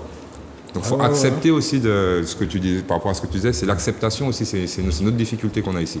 Il y a aussi ce fossé, moi j'appelle ça le fossé entre générations. Si on regarde les exemples, aujourd'hui nos enfants, je prends les garçons. Alors, les garçons, les ados par exemple, on regardait souvent les rappeurs, etc., qu'on leur met tout le temps devant leur nez. Tu leur dis, venez, va faire ton BTS, cela. Ils comparent, ils te disent, comment ça, j'ai fait un BTS, mais c'est qu'à faire un clip, il a écrit un son. Le fait qu'on ne décortique pas réellement le parcours d'une action, ça fausse l'idée de l'enfant, mais aussi l'idée de l'adulte. Parce que quand tu dis à un enfant, oui, fais beaucoup d'argent, tu vas faire BTS, etc., le parent ne peut pas te garantir que tu auras tel salaire. Il n'y aura pas la garantie. Par contre, quand il regarde la télé et qu'il voit que Nino a fait 100 tant de vues, tant d'argent, tout ça, il te dit, ouais, BTS clip. Tu comprends ce que je veux te dire? La société qu'on nous impose, enfin la société, le rythme, comment on va dire? Le rythme. Excusez-moi, quelqu'un a un mouchoir? Non? Déjà, en live? Ouais, ok, d'accord. Vous m'excusez. Non, mais tu sais, là-dessus, qu'est-ce qui se passe par rapport à ça? Par rapport à... Est-ce que ces parents-là avaient des outils? Est-ce que ces parents-là avaient la connaissance de savoir? Tu sais, leur exemple, c'était travailler, faire de l'argent, construire leur maison. Donc, c'était ça leur exemple. Donc, le superflu, pour eux, un chanteur, pour eux, il va dire des bêtises. Donc, c'était une exception, mais c'est des Américains. Mais c'est même dans nos générations, Jonathan. Même dans nos générations, c'est on a toujours un rapport très contrasté avec l'art. L'art, ça fait peur. Du coup, on a beaucoup de mal à voir qu'on peut faire une carrière en fait dans l'art. Effectivement, le plus souvent, on va décourager un enfant qui veut se lancer effectivement dans du rap ou de l'art en tout cas. L'art, n'importe où. Sauf quand il est noble, malheureusement. Donc un peintre, si l'enfant commence à peindre, généralement on va l'encourager peut-être à peindre, mais par contre on va l'encourager s'il fait de la peinture, de la peinture urbaine, du graphe. Voilà, exactement. C'est pour ça que j'ai bien insisté sur le terme noble. On a toujours ce rapport compliqué là à l'art. Effectivement, nos parents aussi, c'était pire. Mais comme je disais la semaine dernière dans l'émission radio, il faut faire attention aussi. Alors, tu disais qu'il n'avait pas les outils, mais il faut contrebalancer. Il y a le fait qu'il n'ait pas les outils et qu'il n'entrait pas dans nos univers. Mes parents ne connaissaient absolument... À part le foot, voilà, ils connaissaient assez bien. Mais sinon, tous les univers que je côtoyais, ils ne les connaissaient pas. Ils ne voulaient pas y rentrer. Tout ce qui importait, c'était c'était leur univers à eux. Nous, c'est comme ça, reste comme ça. Tes histoires de rap, tes histoires de comment dire, artistiques, etc. Non. Il y a des choses qu'il faut faire et puis il y a des choses. Je trouve qu'il y a un intéressement par rapport à cette génération-là avec les enfants actuellement. Est-ce qu'il y a une évolution ou bien par rapport à l'art? Est-ce qu'il y a une évolution ou bien est-ce que c'est un statu quo par rapport aux parents? Non, parents d'avant. Alors, c'est différent, mais il y a toujours ce discours-là où on discrimine les gens qui font de l'art. C'est-à-dire que c'est un débat que j'ai souvent avec mes amis où ils vont te dire que un artiste, enfin, par exemple, je suis fan de Bouillon, je vais l'avouer. Et que ça. On va reparler. Et souvent, justement, avec mes amis, c'est mais ça, c'est pas de l'art, ça, c'est pas de la musique. Les gens, le travail musical qui est fait pour ambiancer 1000 personnes en même temps qui vont faire le même mouvement, quand ils vont entendre 2 notes de musique, les gars, si ça, c'est pas un talent, si ça, c'est pas de l'art, il faudra m'expliquer. Il fallait participer à une thématique. Voilà. Donc, mais ça n'empêche que par rapport à justement l'exemplarité, il faut aussi pouvoir rentrer dans l'univers des enfants, les jeux vidéo, rentrer dedans, regarder ce que c'est, dans quoi il est fort l'enfant, parce que c'est pas que des jeux violents, il y a aussi des jeux qui sont pas forcément violents. Il y a des stratégies, voilà. Il y a des choses que tu peux transférer, ça on le fait beaucoup dans le sport. Tu transfères du jeu vidéo à d'une situation justement sur un chantier ou quoi que ce soit. Mais comme on ne rentre pas dans l'univers, donc en fait on va juste discriminer ce qui plaît finalement à l'enfant. Et ce qui en ressort, c'est quoi? C'est que en fait mes parents m'ont pas soutenu dedans. Okay. Donc c'est on va juger sans s'y intéresser. Voilà. Et avec cette génération-là où tout va vite, il faut vraiment faire attention aux codes. Parce que comme je l'expliquais, souvent, moi ce que j'ai vu, c'est que les parents ne comprennent pas les codes. Et en fait, ils ne comprennent pas du coup leur enfant parce qu'ils ne savent pas parler leur langage, malheureusement. Il faut faire aussi cet effort-là de pouvoir rentrer dans l'univers, même si c'est quelque chose qui est loin de nous, s'intéresser à comme il a dit, qu'est-ce qui passionne mon enfant et l'encourager à y aller en fait. Alors évidemment, si c'est pour faire des choses totalement illégales, on peut mettre une limite. S'il a une appétence pour le cannabis, on va peut-être mesurer. Mais il y a des explications à lui fournir. Voilà, exactement. Mais il faut faire cet effort-là de rentrer dans l'univers des enfants. Oui. Je vais vous donner un exemple. Une fois, j'avais dit il y a quelques années, alors bon, à la télé, c'est un peu chaud, mais bon, je vais le dire quand même. Je disais à l'époque que j'avais peur de l'influence de la rue vis-à-vis de mon enfant que je n'avais pas encore. Et je disais que si demain mon fils veut fumer, par exemple, je serais le premier exemple à lui montrer comment ça fonctionne.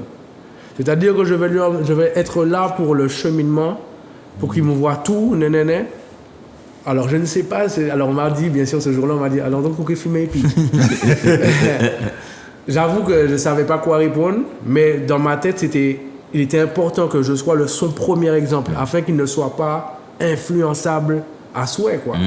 Et je me suis dit que si c'était moi qui lui montrais que, bon, si mon avis c'était négatif à l'époque, je disais que non, c'est pas bon.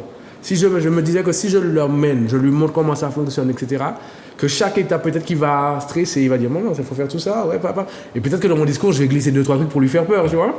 Mais je voulais être son premier exemple. Pour moi, c'était très important d'être son premier exemple pour qu'il se dise... Donc la première cuite également, premier coup de boulaison, ça serait... C'était ça. Non, mais c'était ça l'idée. C'était ça l'idée parce que, mais avant de prendre la première cuite, je lui ai dit, c'est pas bon. Je te dis, c'est pas bon. Maintenant, ok. Tu veux savoir, je vais te montrer pourquoi c'est pas bon. Boum, tu prends ta première cuite avec papa. Ok, tout le monde qui est outré, mais la relation là, elle est entre mon fils et moi. Quand il prend sa première cuite, il me dit, ah ouais, papa, est-ce qu'il n'y a pas un truc que l'enfant devrait faire de son côté? Est-ce qu'il n'y a pas... Est-ce que... Alors moi, j'y ai cru dans l'histoire d'Olivier, j'y ai cru. Est-ce qu'il n'y a pas quelque chose que l'enfant devrait faire de pas... Tu as fait tes actions de par toi-même.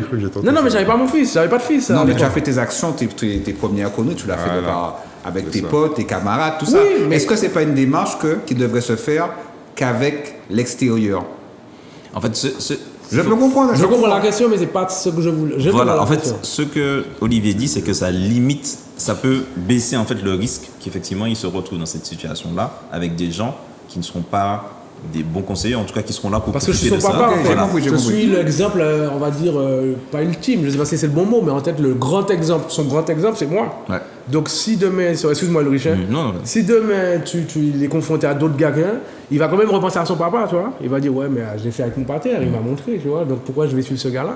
Ce gars-là ne vaut pas plus que mon papa. Donc là, c'est vraiment mon qualité, ça. Hein. Moi, excuse-moi, attends, excuse-moi, parce qu'en fait, j'ai coupé la parole là. Oui, il faut pas... Ça a son importance, donc ça peut réussir comme ça peut ne pas réussir. On a fait aussi nous-mêmes effectivement nos erreurs, mais j'aurais préféré effectivement éviter ce type d'erreur avec les personnes avec lesquelles j'ai fait, parce que les cuites par exemple, je me suis retrouvé à avoir des cuites avec des gens qui n'étaient pas de confiance finalement et d'être dans des situations totalement comment dire, t'es délinquant toi. Je savais pas ça. Qui était embarrassante pour ma personne. Donc le vivre avec effectivement quelqu'un de confiance, c'est différent que de le vivre la première fois avec des gens qui ne sont pas forcément extérieurs, qui sont pas forcément de confiance. Après il y a des façons de l'emmener, etc. Mais ça a son importance, ne serait-ce que par rapport à la boisson, ne serait-ce qu'expliquer, parce que tu es avec tes potes, tu fais tes expérimentations avec tes potes, ils vont pas t'apprendre à boire. Tu vas boire comme un trou. Et puis tu vas prendre ta cuite.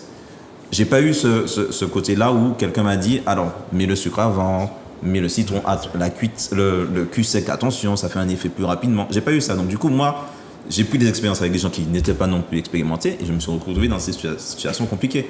Alors que effectivement faire cette pédagogie-là, même dans des choses en fait qu'on peut considérer comme graves, donc boire de l'alcool, fumer, mais cette pédagogie-là, ça peut limiter le risque de faire n'importe quoi, effectivement. Hugo, tu disais qu'à un moment tu comprenais Olivier.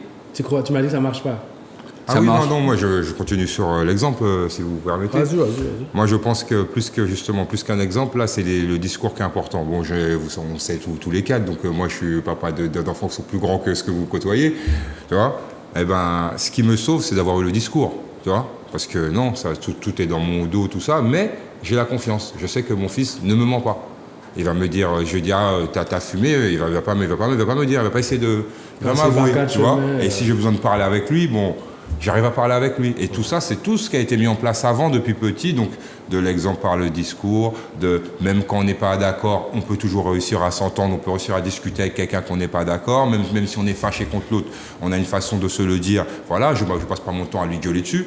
Je passe pas, si je le fais comme de temps en temps quand je suis énervé, mais pas, non, justement pas quand je suis énervé. Quand je suis pas énervé, je fais mon cinéma mais tout ce qui me sauve dans ces trucs-là, de savoir quand mon fils a ses premières sorties, boire de l'alcool avec les copains, tout ça, ben je le savais, tu vois. Je le savais et je le mettais en garde et je lui donne des exemples, justement l'exemplarité, l'exemple négatif de peut-être de ma vie, tu vois, de ma vie passée, de camarades que j'ai pu avoir qui sont trouvés dans des situations par rapport à l'alcool. J'aurais peut-être pu lui parler de, t'as vu, Ulrich, il a bu avec des gens, il savait pas, donc fais attention, tu vois, des conneries comme ça, tu vois ce que je veux dire. Ou même nous raconter nous-mêmes, Jonathan. Tu vois, on est sorti, on a fait ça, t'as vu, ça peut arriver ça, parfois tu sais pas. Donc c'est tout ce discours-là, je pense que vraiment, je vous le dis à chaque fois, à chaque émission, je l'ai dit, l'important c'est le lien, tu vois, d'avoir la communication et de garder le lien avec son enfant. Parce qu'effectivement, tu ne pourras pas tout suivre. Tu ne pourras pas non plus être à 100% dans son monde pour rentrer et comprendre tout leur. Moi, Snap, voilà, je me suis arrêté à Insta et difficilement, tu vois. Mais bon, je sais que j'ai un discours avec eux et on a une relation qui font que, même si je ne suis pas d'accord avec eux, on ne vit pas dans le monde des bisounours, hein, on va péter la dièche, je suis fâché, papa est fâché ou quoi qu'est-ce, mais le discours est entendu et la parole est toujours possible. Tu vois, même si parfois, je me suis mangé il n'y a pas longtemps, vas-y parle, je vais faire semblant de t'écouter, pour te dire la sincérité du type. Il m'a énervé, tu vois, ça m'a énervé. Vas-y, il reste là, vas-y parle, parce que bon, s'était déjà pris la tête, parle, si tu veux, vas-y, je vais faire semblant de t'écouter. Il m'a dit ça comme ça, tu vois, mais ça veut dire qu'il y a toujours le discours quand même, tu vois, et il y a toujours le truc de, ben oui, l'autorité, reconnaît mon autorité toujours, bien malement parce que ça a grandi, voilà, mais il y a encore ça, et c'est ça qui sauve. Donc les exemples, ça peut être aussi toute espèce d'exemple de nos vies passées, pas nos vies passées, on n'a eu qu'une vie, de notre vie, mais aussi de la vie autour de nous, de personnes qui connaissent, tu vois, tu veux faire ça, comme ça, regarde, l'autre, ça l'amène là. Ou alors, t'as vu, l'autre, il fait ça, mais avant, il était là, il a progressé, il n'est pas arrivé à ce niveau comme ça. Et tu racontes des histoires, c'est toujours la même chose. On racontait des histoires quand ils avaient 2-3 ans, je raconte des histoires à 18 ans toujours, tu vois, pas sous la même forme, pas à la même heure, mais le but, c'est de remplir encore quelque chose. Et voilà. Dédicace à Audrey Malik-Sora, justement, qui, à la sauce papa, nous expliquait que, enfin, elle nous a apporté une astuce en disant que elle raconte des histoires en utilisant ses propres anecdotes. Bien sûr. Et elle nous expliquait l'émerveillement des enfants en train d'écouter, en train de se dire, oui, maman a fait ci, maman a fait ça. Je vous pose une question par rapport à cet exemple-là. Est-ce que vous pensez qu'en prenant nos anecdotes, est-ce que c'est pas à double tranchant? Mes parents, je me rappelle un jour, ils m'avaient dit, ouais, les noutés jeunes nous fait l'école buissonnière. J'ai maté direct. Il fallait pas me dire ça. J'ai dit à mon fils, mon année de terminale, j'ai été renvoyé en décembre. Bim. J'ai eu le bac, bon, il a eu quand même aussi. On a tendu la perche pour boum. Bien sûr. Est-ce que c'est pas à double tranchant, justement, de trop raconter nos propres anecdotes? Mais personnel, bien sûr. Justement, ça met la pression. C'est pour ça qu'il faut en fait savoir jongler entre ce qui est personnel et puis ce qui correspond plus au fictif. Là, c'est dans la manière d'expliquer la chose. Voilà. Il faut toujours faire gaffe parce que quand on se met en avant, ça a toujours des conséquences qu'on ne doit pas forcément aussi bien maîtriser que des situations qui viennent de l'extérieur. Donc il faut savoir le manier, savoir à quel moment j'utilise justement mon expérience qui va m'amener à telle chose parce que je veux transmettre tel message. Mais il ne faut pas effectivement systématiquement raconter sa propre vie parce qu'effectivement, tout de suite, contradiction. Ah bon, tu as fait ça. Il faut qu'il y ait un sens derrière ça. Il ne faut pas que tu le fasses juste pour être dans le récit, quoi. C'est pas ton pote, ton fils ou ta fille. Mais si tu arrives à raconter un exemple, il faut que tu saches que ça va être pertinent et que ça va lui apporter quelque chose. Sinon, pas fait. Non, tu sais, il y a mon fils qui était tombé sur mes carnets de correspondance. Non, c'était pas le bon. Hein. Comment lui expliquer après tes retards, tes absences, ton comportement avec des professeurs. Ensuite, après ça, il faut... Tu vois, le truc, c'est que c'est le discours qu'il faut ensuite donner à l'enfant, apporter à l'enfant pour dire, papa, il a fait des bêtises, ok, reconnaître, déjà, admettre, accepter tout ça, dire à l'enfant. Avec le carnet. Ah oui, t'es obligé. Parce que là, tu peux pas dire, là, tu peux plus faire du fictif. T'es obligé d'assumer ce que tu as dit. C'est un autre Jonathan Rosy, c'est pas moi. D'assumer ce que tu as dit et puis faire comprendre à l'enfant que, ok, tu as ta part d'erreur, tu as grandi, mais tu ne souhaiterais pas forcément qu'il emprunte le même chemin que le tien. Ouais. Parce que l'enfant peut se dire, bon, papa, il a réussi, il fait ci, il fait ça. Mais peut-être que toi, tu pourrais réussir encore plus vite, sans pour cela avoir les mêmes erreurs que papa ou maman pourrait avoir par rapport à tout ça. C'est surtout que donc il y a un double problème culturel, c'est très français et donc du coup c'est aussi très martiniquais d'avoir peur de l'échec. on a vraiment un rapport très très compliqué avec l'échec. Oui, en gros, c'est tu as échoué une fois, c'est bon. Il faut arrêter. c'est fini, voilà, c'est fini. Prendre une gâché corde. ta- Voilà. Alors que ça, c'est surtout les anglo-saxons justement qui le développent et qui te font comprendre que ben, voilà, Bill Gates n'est pas devenu milliardaire. Si on considère que c'est une réussite de vie, hein, ça on peut en reparler, il a fait des échecs. Les hommes, malheureusement justement souvent des hommes qu'on valorise, ont fait des échecs en fait. Ils sont pas juste ils sont pas arrivés tout de suite en ayant la. Mais c'est là qu'on appuie sur le discours et le parcours. Le discours sans le parcours, c'est toujours un peu plus compliqué que le discours avec le parcours. Ouais. Mais en fait, il faut toujours, moi dans ma vision des choses, c'est toujours équilibrer la théorie et la pratique. Il y a une communauté que j'avais fréquentée en région parisienne et qui était aussi du coup en Guadeloupe, où ils disaient qu'à 18 ans, les parents leur disaient ok, il faut que tu aies un commerce. Tu te débrouilles, dans le domaine que tu veux, on t'aide justement à l'ouvrir, mais il faut que tu gères un business à tes 18 ans. Donc cherche, tu as encore 2 ans pour chercher. À 18 ans, tu arrêtes tes études, tu as ton commerce. Parce que c'était une communauté où c'est comme ça qu'ils se sont construits. Et effectivement, et que tu échoues, que tu réussis, au moins tu sais comment gérer, comment faire du business. Et après, tu évolues. Si tu n'aimes pas, tu fais autre chose, mais au moins on sait que au moins tu l'auras vécu, tu l'auras pratiqué. C'est pour ça que discours ok, mais comme je disais, il faut équilibrer aussi avec les actions parce que c'est capital en fait de pouvoir faire cette balance. Selon vous, messieurs, laisser l'enfant livrer à lui-même, est-ce que c'est bénéfique ou pas pour l'enfant?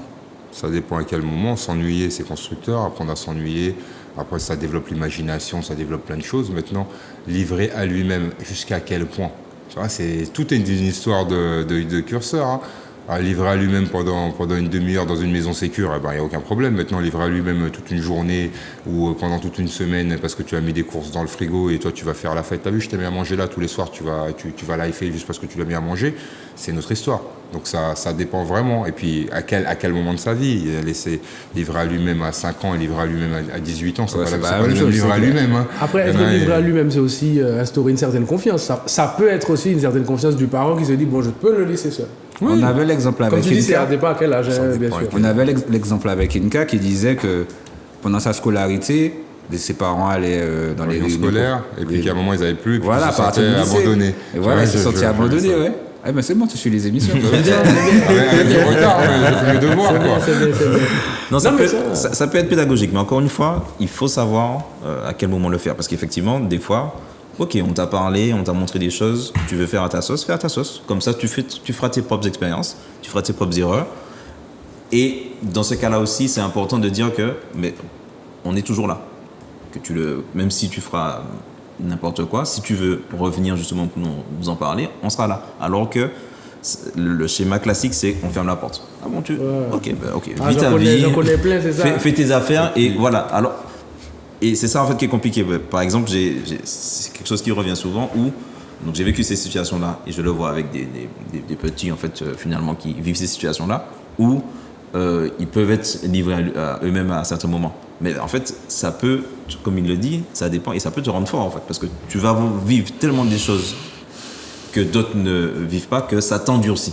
Voilà. Ça peut t'endurcir et faire en sorte qu'après rien ne peut t'ébranler parce que tu as vécu ça. Mais ça peut aussi te fragiliser à mort et faire que tu auras peur de n'importe quelle chose qui va te stresser. À ta question, moi je compléterais peut-être c'est ce que laisser l'enfant se confronter à ses difficultés, tu vois, plus que se livrer à lui-même. Ça, oui, là je te réponds d'accord. Au moins se confronter, même si, toujours le curseur, toujours l'âge, mais même s'il est petit, tu as une difficulté, essaye. Tu es confronté à ta difficulté ou au problème que tu as créé, par exemple. Les laisser se confronter. Nous, on est les parents, on est là derrière, mais si tout de suite, à peine il n'a pas encore touché le sol, il va pour tomber, tu crois qu'on aurait su marcher, si à peine on commence à tomber, on nous tient. C'est à force d'être tombé qu'on a appris à comment garder l'équilibre, hein, tu vois. Ouais. Donc, les parents sont là derrière et nous tiennent, qu'on apprend. L'exemple d'apprendre à faire du vélo, Jonathan, tu te rappelles de cet exemple-là? Je donne un exemple tout bête. Hein. Moi, j'ai vu mes enfants ont fait du vélo très vite, mais j'ai très sué. Tu vois, je cours, je tiens le vélo, pas de petits trous, et je cours, je pousse, tu vois. Et s'il tombe, voilà. Et à côté de ça, je vois une grande fille qui faisait bien 1m60, 12 ans, son papa, sur un grand VTT avec des petits trous. Mais papa, il est assis en train de la regarder, tu vois. Ouais, donc moi, j'ai laissé confronter à tes idées, mais je suis le matelas, je suis le réceptacle. Je t'ai pas mis la sécurité tout de suite, puisque je suis là, tu vois. Donc c'est des choix d'éducation, des choix de vie. Qui ont un impact, hein. Qui ont un impact, Qui ont un voilà. impact, hein, quand même, Hein? hein, parce que j'aime bien cet Je exemple. laisse les enfants faire. Faut Parce que laisser de les enfants. là à te laisser avec les 4 roues et puis l'autre qui tombe, tu te dis, même l'enfant il peut voir ça, il se dit mais attends. Oui, mais moi j'ai transpiré. Hein. Alors c'est le jour ou pas. Ouais, ils mais vont ça a faire servi, ça a été utile. Ouais, j'ai transpiré. Ça a été utile, ça a été Et utile. justement, je constate que sur les enfants qui ont moins de 5 ans, on est très aux aguets, effectivement, de tout ce qu'ils font. Mais vraiment, absolument De tout. plus en plus. Ils touchent quelque chose, ils s'approchent d'une prise électrique. Attention, je suis près de la prise. Ils frôlent. Des fois même, ils passent à 2 mètres d'une Tu piscine. peux pas même capter. Voilà. Oh, attends, mais tu passes près de l'eau. Et les engueuler, alors que, effectivement, La nature. Dans la nature. flagrant. l'enfant, justement, n'a pas perçu ce danger-là. Et en fait, des fois même, ça le choque, en fait, de voir que, waouh, je suis passé quand même loin, enfin, doucement. Et de voir que tout le monde s'énerve parce que la peur a dominé. Et je prends l'exemple souvent de quand j'étais au Togo, où il y a un jour, chez celui qui me logeait, il y a un enfant qui sonne, j'ouvre, 7 ans, avec son coutelas. Il me dit, oui, je viens chercher pour faire l'huile de palme. Donc, il récupère les graines. Et j'ai fait, oui, ils sont où tes parents? Réflexe.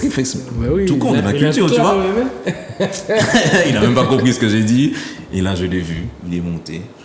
Chacun sa culture aussi. hein. Normal. Quoi? Ça dépend de la société, ça dépend Oui, de justement, oui. l'environnement, Mais tu du vois. coup, avec mon œil de Martiniquais, jamais, Jamais, c'est un enfant clair. de 7 ans a un coutelas dans les mains. Pourtant, il était super débrouillard. Et je faisais, à ce moment-là, justement, le comparatif entre lui et les enfants que je connais de 7 ans et qui ne savent pas faire grand-chose, en fait. Et c'est... On va même dépasser 7 ans, même 15, 14, même Ouais, 16 ans par rapport. voilà. Et en fait, et ça te fait réfléchir justement sur, attention, des fois, on est aussi beaucoup trop protecteur et qui fait qu'on ne laisse pas les enfants, effectivement. Est-ce que Le c'est danger pas un peu- existe, en fait. Est-ce que c'est un peu la contradiction quand on disait au début l'intéressement sur tout ce que les enfants doivent connaître? Quand on parlait de jeux vidéo, quand on parlait de savoir leur code par rapport à leur musique. Est-ce que c'est pas... Parce que dans le côté, il faut les laisser faire leur truc, mais en même temps, on se dit aussi qu'on doit s'intéresser à tout ce qu'ils font aussi. Est-ce Mais que c'est pas non plus une contradiction par rapport à ça? C'est pas une contradiction, c'est l'équilibre. C'est la recherche de l'équilibre. C'est ça qui est important. Et c'est toujours de faire en sorte de Pas jouer trop, avec ces balances-là pour équilibrer les choses. On ne pourra pas...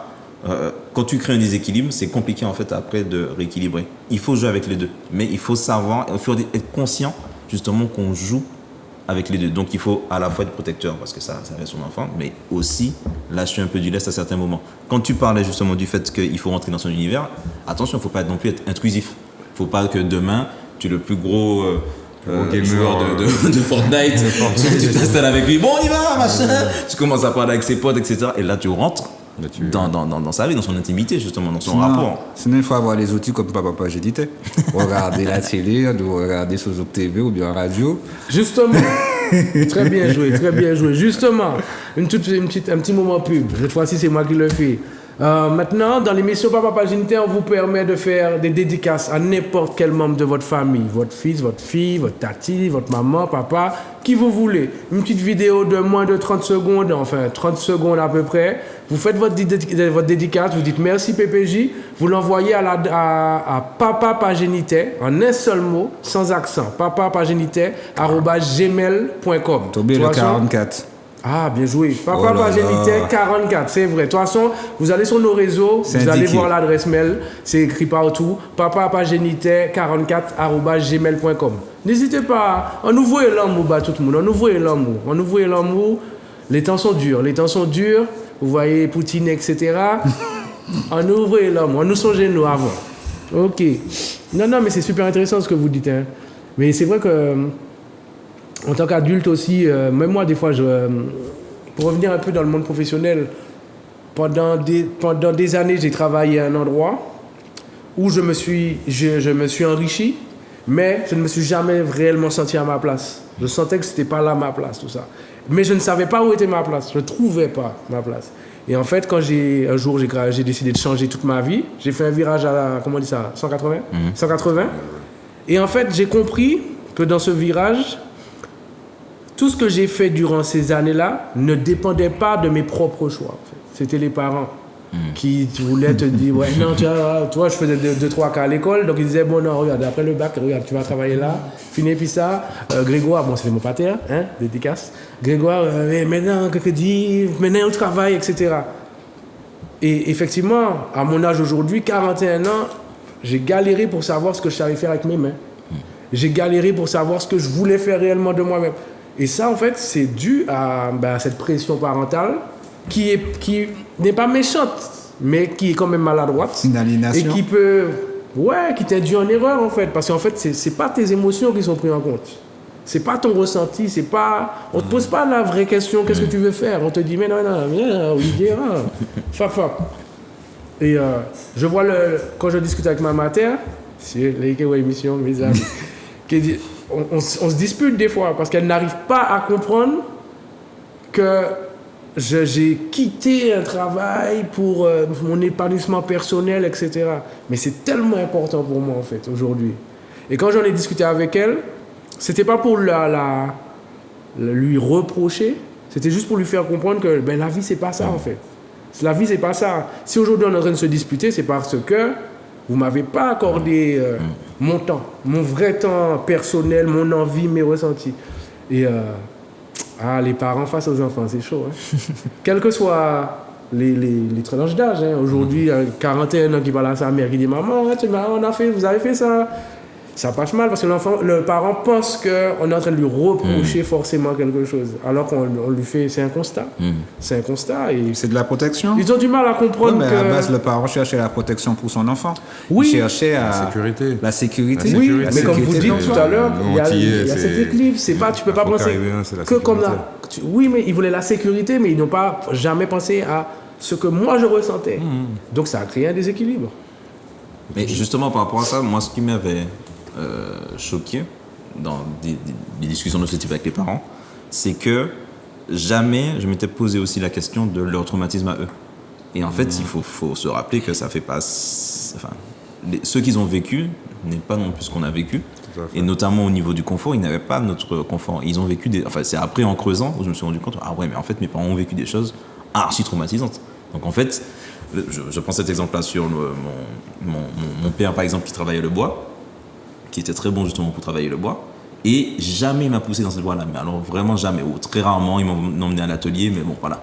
Et c'est tardivement, du coup, qui me fait comprendre que, en fait, il n'a jamais voulu que je travaille le bois, parce que c'était tellement harassant, il a tellement fait des choses, il a perdu un bout de son doigt, etc., qu'il ne voulait pas, en fait, tout simplement, parce que par rapport à ce qu'il a vécu, il voulait que je m'épanouisse, justement, dans quelque chose qui ne soit pas aussi harassant que ce qu'il a vécu. Il faut aussi pouvoir analyser, c'est pour ça qu'on fait toujours ce rappel, ce contexte aussi, on est une société traumatisée. Il faut se rappeler ça. Dans ce qu'ont fait nos parents, il faut se rappeler qu'ils ont vécu des traumatismes et qu'ils ont fait avec les moyens du bord. Maintenant, on a compris ça, effectivement, on fait des constats. Et aujourd'hui, c'est vraiment depuis peu que j'arrive à avoir des discussions très apaisées, finalement, parce que, en fait, je comprends en fait la personne qui est en face de moi et elle comprend aussi que je ne suis pas là pour l'attaquer. Je suis là, effectivement, aujourd'hui pour... Ok, créons du lien, tu as des choses à m'apprendre, j'ai des choses à t'apprendre. C'est les deux sens, ça aussi c'est compliqué à nos parents de voir qu'on peut leur apprendre des choses. Et voilà, on est dans une construction. Mais ça demande effectivement un travail et comme on disait, en fait, il faut toujours chercher cet équilibre. Louis, je voulais te demander, dans les centres de loisirs, est-ce que ça t'est déjà arrivé de voir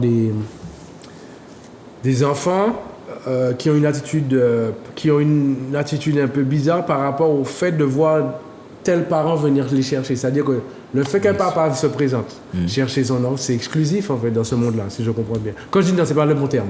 C'est rare. Oui, c'est rare. Donc, est-ce que tu as déjà vu des parents, des enfants surpris. Ne pas comprendre, surpris et ne pas comprendre et mal réagir. Enfin, quand je dis mal réagir, on va dire réagir de différentes manières parce qu'ils ont vu un homme venir chercher un autre enfant, quoi. Non, pas au fait. Je me posais la question. Non, ça c'est pas... Est-ce que les enfants ressentent ça? Non, ça va pas jusque-là. Heureusement, non. D'accord, ok. Pas du tout. Par contre, j'ai le fait que de parents, finalement, qui mettent beaucoup la pression sur... qui posent pas forcément la question de savoir est-ce que son enfant est épanoui dans le lieu. Qui vont vraiment savoir quelle activité qu'il a fait, est-ce que par rapport à ce que je voulais qu'il fasse, ce qu'il a fait, est-ce qu'il aime le théâtre? Bon. Et en fait, si tu lui dis non, il n'aime pas le théâtre, ton centre, c'est un échec. Alors qu'en fait, l'enfant s'est amusé. Mais tu sais, de 7h à 18h, il s'amuse de tout, mais parce que lui, il l'a inscrit pour faire du théâtre. S'il n'a pas réussi son théâtre, c'est un échec. Donc on passe à autre chose. Ça, par contre, je le retrouve vraiment beaucoup, effectivement. Ou alors, faut faire le travail scolaire, l'enfant a 5 ans. Oui, je l'amène à la maison pour faire le travail scolaire. Bon, vous savez qu'à cet âge-là, c'est pas capital de... Par exemple, tu sais ce que je suis en train de... Par rapport à ça, là, mon fils me disait, papa, t'es encore plus sur Pronote que moi-même. C'est C'est-à-dire que je suis encore plus intéressé par Pronote, c'est l'application pour les collégiens, les lycéens, voilà. Je suis encore plus intéressé, limite, c'est le policier du lycéen et du collégien. De regarder Pronote, regarder s'il arrive en retard, ses notes et tout, tu vois. Il va se dire, ah ouais, tellement, peut-être, je ne veux pas dire que les parents seront intrusifs, c'est-à-dire qu'on a ces outils-là. Non, c'est l'outil qui fait ça. On a les outils, donc automatiquement, on va s'y intéresser. Ouais, mais comme tu disais, il faut faire attention. Par exemple, moi, avec mes neveux et nièces, je parle plus de leur... J'évite de parler de leur bulletin parce que je me suis rendu compte que dans certaines réunions de famille qu'on fait, tout le monde va lui dire « Alors, ton bulletin, le brevet, comment ça s'est passé ?» Et moi-même, ça me saoulait en fait qu'on me fasse ça et je reproduis en fait la même chose. Mais les gars, je suis en vacances, laissez-moi le dire. Je suis en 3e, les gars, c'est bon, c'est pas comme si je passe un concours de la fonction publique ou quoi que ce soit. Je suis en 3e, en plus le brevet, on sait tous que c'est rien. Et laissez-moi tranquille. Et ça, tu vois, aujourd'hui, je le fais plus. Concernant Pronote. On est là pour protéger. On essaie de protéger, on souhaiterait que les enfants évitent certains mauvais chemins, certaines erreurs qu'on a pu nous-mêmes emprunter aussi. Non, concernant Pronote, c'est vrai, Pronote, c'est vraiment le policier des enfants actuellement, tu vois. Parce que nous, on n'avait pas, tu pouvais faire tes bêtises ou mater 2 cours en septembre, ta maman allait savoir en décembre. Ta maman allait savoir en décembre. Tu vois, bon, voilà. Moi, je vois pas nous, là, maintenant, Jonathan, nous, on le sait instantanément. Oui. On sait à la virgule près tout le travail scolaire. Donc, ça met une pression. Et donc, c'est à nous, parents, justement, de se rendre compte que c'est quand même un outil, c'est positif, hein, parce que c'est quand même quelque chose de positif, mais de ne pas en abuser. Tu vois, c'est comme tout. Tu vois, effectivement, tu as passé ton temps, dès que ton enfant il sort de l'école, au lieu de lui demander comment s'est passé la journée, tu dis j'ai déjà été sur Pronote, j'ai vu que tu as ça à faire. Non, comment ça a été, les camarades, tu as mangé quoi à la cantine, on part un peu. De toute façon, t'inquiète, ça va venir, ça va tomber. J'ai vu le Pronote, le travail que tu as à faire, c'est pas de me parler. Mais avoir un petit temps justement de famille, c'est pas juste être un enfant, être un ado, c'est pas juste quelqu'un qui va à l'école, qui te fait dépenser ton argent et qui mange et qui te demande de l'amener au cinéma, tu vois. C'est aussi, voilà, tu peux avoir d'autres conversations. Et là, ça devient ça, effectivement. Louis, je le disais au début d'émission, déjà le portable. Tu vois, le lien avec le portable. Déjà le parent avec le portable. Donc, imagine-toi pour l'enfant à travers l'exemple que tu vas donner par rapport au téléphone. Donc, juste ça. Déjà, tu es ton téléphone. OK. Bon, Pronote. Mais l'exemple du portable, justement, tout à l'heure vous parliez de l'exemple du portable. Oui, au départ tu as parlé de ça, Ulrich. Effectivement, non, toi aussi, Jonathan. Si le parent est toujours sur son portable comme ça, eh ben ouais, faut pas s'étonner que l'enfant il soit livré à lui-même ou ça. Mais il y a aussi être avec ton portable, toi, et dire à ton enfant, ben regarde, ouais, parce que là il va te le faire le reproche, ouais, mais toi aussi tu es sur le portable. Mais moi, regarde ce que je regarde là. Je lis quelque chose d'intéressant, j'essaye de m'instruire. Viens à côté de moi, viens t'asseoir. Je ne suis pas juste à regarder des TikTok, des gars qui font des... Oui, mais si ça l'intéresse. Comme ça. Parce que tu as dit intéressant, le mot intéressant. Si lui te dit, ouais, parce que je regarde, ça m'intéresse. Non, instructif. Okay. Ça va t'élever, tu vas... Après avoir regardé cette vidéo-là, tu auras appris plus qu'une danse ou plus qu'un make-up. Tu auras appris quelque chose peut-être sur... Ça aussi, moi je sais que je fais ça avec mes enfants puisque je suis effectivement... C'est de grands ados, ils sont sur leur truc, je suis sur les miens. Mais j'hésite pas à leur envoyer. Je leur envoie, je sais qu'ils regardent 1 sur 5 pour mon fils, ma fille peut-être 1 sur 2, elle regarde un peu plus. Mais ce que moi je vois sur le net d'intéressant, ce qui m'intéresse, je partage avec eux. Après justement, 2-3 jours après, vous avez regardé qu'est-ce que tu en as pensé. Voilà, et ça fait une conversation autour du repas, tu vois. Ça fait une conversation qui change. Et après peut-être, tiens, mon fils, il n'avait pas regardé, il va se dire, tiens, si sa sœur elle a regardé, tiens, moi aussi je vais regarder. Le lendemain, on va en discuter. Mais c'est tout ça, c'est vraiment, moi je continue à le dire, c'est le lien et la communication. C'est les piliers de la parentalité, je pense. Les liens, la communication, très important. Non, super, hein. Bon, on a de l'équilibre, on a du amour. Ah oui, amour. Ça, c'est- Amour, équilibre, écoute, communication, compréhension.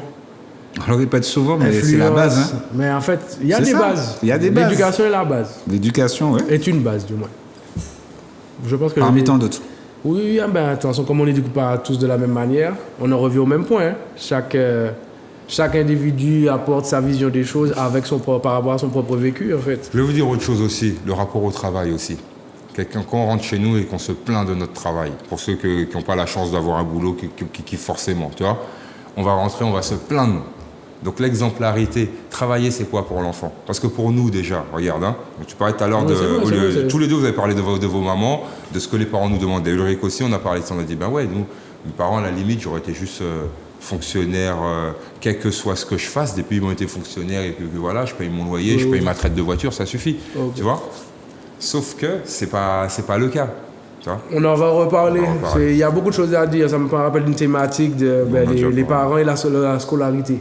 J'ai noté, il faudra qu'on voit un peu ce qu'on peut dire à ce sujet. Pardon. En tout cas, messieurs, c'était un plaisir. Franchement, c'était un plaisir. Moi, j'ai entendu des mots-clés. Comme je dis à tout le monde, prends style aux autres, notez. Voilà, des autres ça.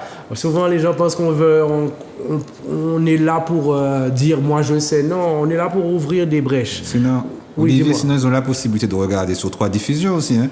S'ils n'ont pas le temps de noter, ils peuvent regarder le vendredi, le samedi matin à 10h, le mardi à 15h, je rappelle le vendredi à 21h30, ou bien sinon sur la page Facebook de Zouk TV ou sur YouTube. Ou sinon sur nos propres réseaux, Papa Pagénité, Facebook, Instagram. Si vous voulez faire des petits partenariats publicitaires, n'hésitez pas à nous contacter. On est ouvert à tout ça. Nous ensemble. Moi, je vous dis, messieurs, merci beaucoup. Hugo, merci. Tu iras quoi faire plus tard. Absolument. C'est nécessaire. Jonathan, il va falloir que tu investisses sur nos chemises. Hein? Et rappelle-nous, c'est qui fait ça?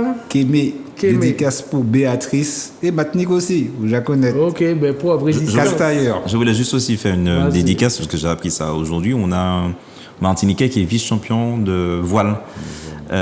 Et en fait, c'est peu passé sur les réseaux. Et je pense qu'il faut effectivement qu'on valorise ce type de... T'as pas son nom, non? Si, évidemment. C'est Manaval, son nom de famille. Son prénom? Kylian. Kylian Manaval? Oui. Big dédicace à Kylian Manaval. Hein? Manaval, pardon.